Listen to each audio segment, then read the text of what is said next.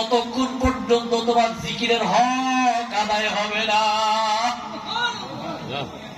জিকির বড়ই দামি।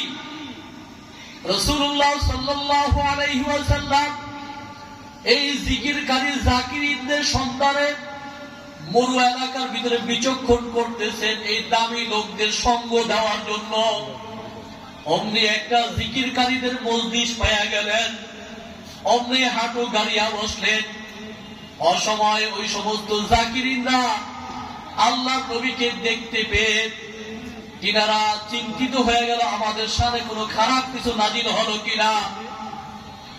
আল্লাহ নবীকে জিজ্ঞাসা করতেছেন, ইয়া রাসূলুল্লাহ, ইয়া হাবিবাল্লাহ, অসময় আপনার আগমন।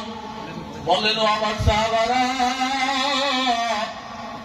ইতিপূর্বে তোমাদের সাথে আল্লাহ তাআলার আয়াতে কারিমা নাজিল হয়েছে। আল্লাহ তাআলা